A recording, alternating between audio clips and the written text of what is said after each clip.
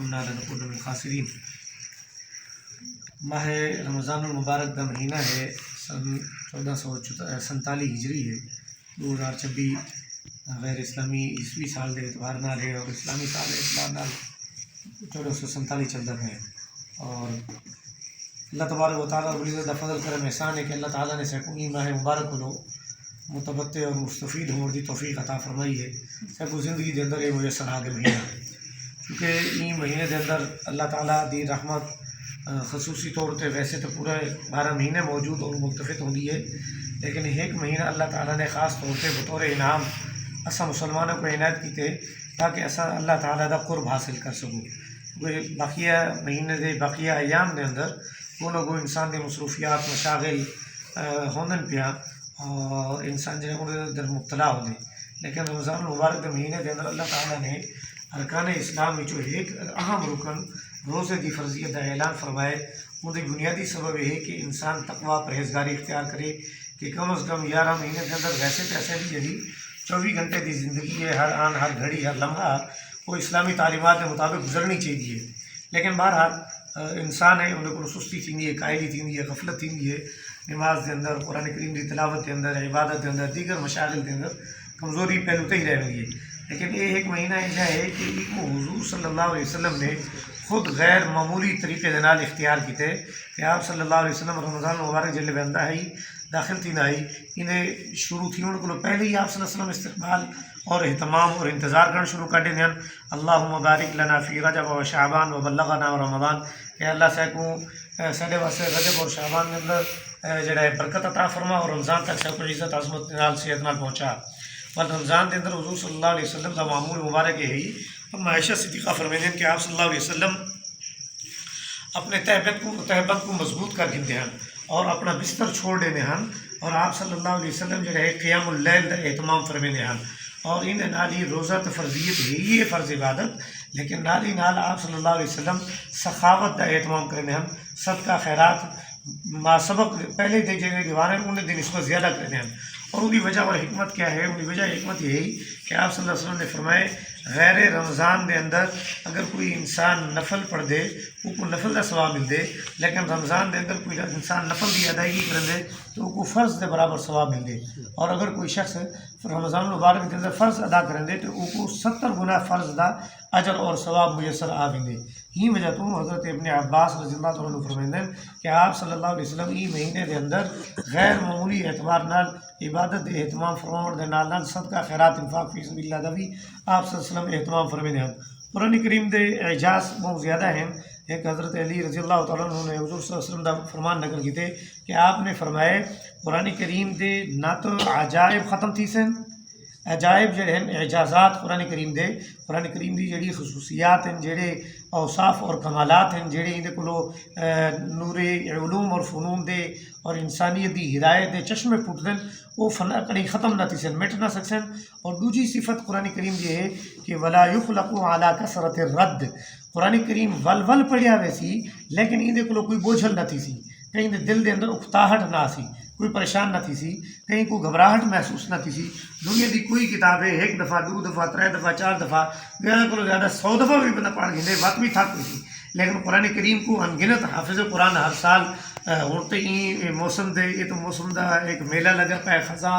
موسم بہار چلتا پہ کہ ہر مسجد دے اندر ہر مدرسے دے اندر حفاظ قرآن گھریں دے اندر بھی جڑے نے تراویح دا قرآن کریم دی تلاوت دا مرد و خواتین اہتمام کرنے پہ، لیکن یہ علاوہ بھی انسان جڑے ویلے بھی قرآن پڑھ دے وہ انہیں اندر مزید لطف اور سرور حاصل تھی دے۔ یہ تو یہی وجہ ہے نا کہ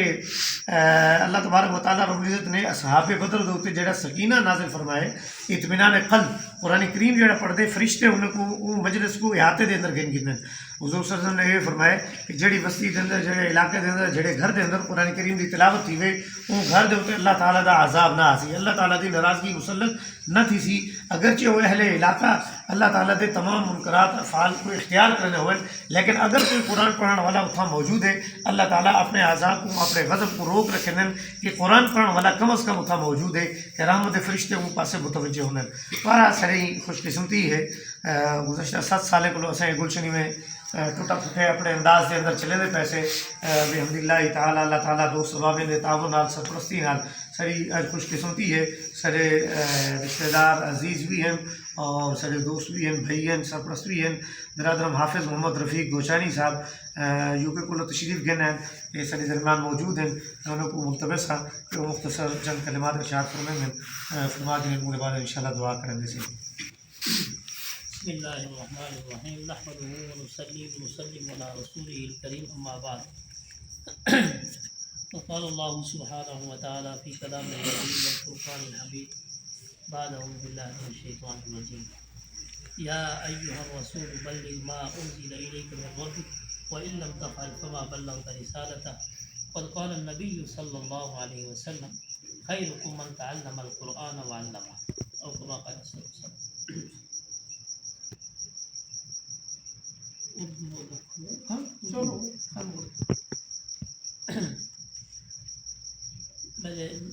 میرے پیارے دوستوں اور بھائی اور بزرگوں،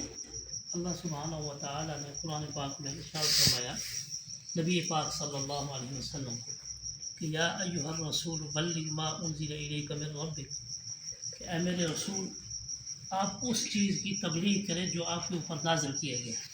مطلب قرآن پاک، کہ آپ اس کو دوسروں تک پہنچائیں۔ اور نبی پاک صلی اللہ علیہ وسلم کا حدیث مبارک میں ارشاد ہے کہ تم میں سے بہتر وہ ہے جو قرآن سیکھے اور دوسروں کو سکھائے۔ دیکھیں نا، نبی پاک نے کیا فرمایا کہ جو تم سب میں سے بہتر وہ ہے جو قرآن کو سیکھے اور دوسروں کو سکھائے۔ آج ہم اپنی زندگیوں میں دیکھیں کہ ہم قرآن کو کتنا سیکھ رہے ہیں اور دوسروں کو کتنا سکھا رہے ہیں، کہ ہر بندہ اپنے آپ کو دیکھے،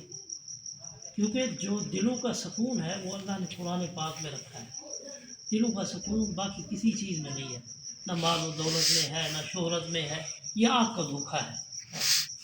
کیونکہ جیسی آنکھ یہ ہماری بند ہوگی، جو اصل آنکھ قبر میں کھلے گی، پھر ہمیں پتہ چلے گا کہ ہم نے کیا پایا اور کیا کھویا۔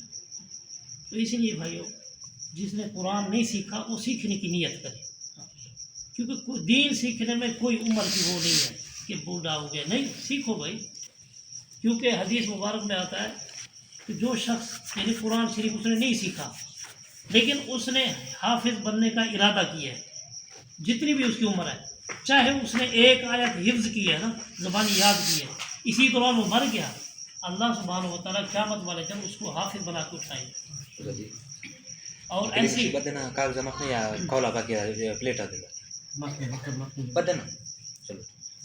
ایسے ہی فرمایا کہ جو شخص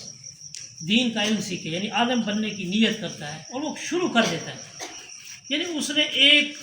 حدیث سیکھی یا ایک قرآن پاک کا ترجمہ سیکھا، لیکن اسی طرح اس کو موت آ گئی، قیامت والے دن اللہ سبحانہ و تعالیٰ اس کو علماء میں اٹھائیں گے۔ اسی لیے نیت کریں، ہاں، خود بھی سیکھیں اور اپنے بچوں کو بھی لگائیں، کہ بھائی اصل ہے دین، دنیا ویسے ہی آئے گی۔ اللہ نے دنیا کافروں کو اتنی دی ہوئی ہے، ہماری زور سے بھی زیادہ۔ آج دنیا سب سے زیادہ یہودیوں کے پاس ہے، اللہ سب سے زیادہ نفرت یہودیوں سے کرتے ہیں۔ کیوں؟ کیونکہ اس کا مطلب ہے اللہ کے ہاں دنیا کی کوئی وقت نہیں ہے، اصل ہے دین۔ دین اللہ نے ہمیں دیا ہے، الحمدللہ کلمہ ہم پڑھتے ہیں، لا الہ الا اللہ محمد نبی پاک صلی اللہ علیہ وسلم کی برکت کی وجہ سے، تو ابھی ہم اس کو بچا کے چلیں، اپنی نسلوں کو بچائیں۔ آج کا جو سب سے زیادہ فطرہ ہے وہ موبائل کا ہے، موبائل کا فطرہ ہے، کیونکہ ہمارے علماء آج کل اس بات پہ زور دے رہے ہیں کہ بھائی موبائل کا بلا ضرورت استعمال چھوڑ دو، کیونکہ یہ ہمیں اللہ سے بہت دور کر رہا ہے، اللہ سے دور کر رہا ہے، حضور صلی اللہ علیہ وسلم کی زندگی سے دور کر رہا ہے، اپنی فیملی سے دور کر رہا ہے، اپنے بچوں سے دور کر رہا ہے، بیوی سے دور کر رہا ہے۔ کیوں؟ ہم اگر دیکھیں آج سے 10 سال پہلے، 8 سال پہلے یہ موبائل نہیں تھا نا، ہماری گھر کی عورتیں بھی روزانہ 10 سپارے پڑھتی تھیں، اور رمضان میں تو 15 سپارے پڑھتی تھی۔ ابھی آج کل دیکھو، آج مرد ہی نہیں پڑھتے۔ اس کی کوشش کریں، میں بھی انشاءاللہ نیت کروں، آپ بھی اس کا بلا ضرورت استعمال چھوڑ دیں۔ میں تھوڑا سا آپ کو احوال بتاتا ہوں، میں انگلینڈ میں رہتا ہوں، UK میں، ہمارے ساتھ یہودی رہتے ہیں، ٹھیک ہے، یہودی، یقین کریں ان کے پاس یہ والے فون نہیں ہے جو ہمارے پاس ہیں، ان کے پاس وہ ہیں چھوٹا موبائل نہیں جناب، نوکیا، وہ استعمال کرتے ہیں۔ انہیں بھی نوی نسل ساری نوجوان شوری ہوں یا چھوار ہوئے، یا وہ کتاب پڑھتے پہ اسے یا انہیں کوئی چھوٹا فون ہو سکے، لیکن ساری نسل کو دیکھو، 3 سال کا بال ہے وہ کوئی ماں جتنی بھی تو ویڈیو دیکھ لگا پہ رہا ہے، یعنی میں نے کسی عذاب نہ ہو یعنی اس اپنی اولاد کو اپنے کو آپ پر رہ پہ کریں گے ہی موبائل دی وجہ ہاں اللہ پاک سب کو یہ فطرے تو بچا دے یعنی ضرورت ہے تو استعمال کرو گال کرنی ہے کوئی گال نہیں وہ بعد چھوڑ دو قرآن پڑھو ذکر کرو اج اصا دیکھو اپنے آپ کو یہ ہوں قرآن ماہ رمضان مبارک گزرے ایک دو دیوار رہ گیا کیا میں پورا قرآن کا ختم کیتے میں پڑھے نہیں ایسا پوچھوں اگر کہیں نہیں پڑھنا تو میں میری بدبختی پتہ نہیں یہ رمضان جب ہم گزر گئے یہ ساری زندگی بلا کرانا اسی بیا اسی اگر اللہ ساری زندگی لکھے تو اسی یہ جنا گزر گئے یہ بلا نہ اسی ہوں یہ جتنے دن باقی رہ گئے اصا اپنے قرآن پاک کی پابندی کروں اپنے بالوں کو مسیحتیں سکھو تو سکول ہی پڑھو سکول کا منع کوئی نہیں سکول ہی پڑھو مسیحت ہی پڑھو کیونکہ سارے علماء فرمائے جہاں بال حافظ قرآن ہو سی نا ایک قدرتی وہ ذہین بہم ہو سی وہ حافظ قرآن پڑھا دو پیچھے دیکھو یونیورسٹی سے ٹاپ کرے سی میں آپ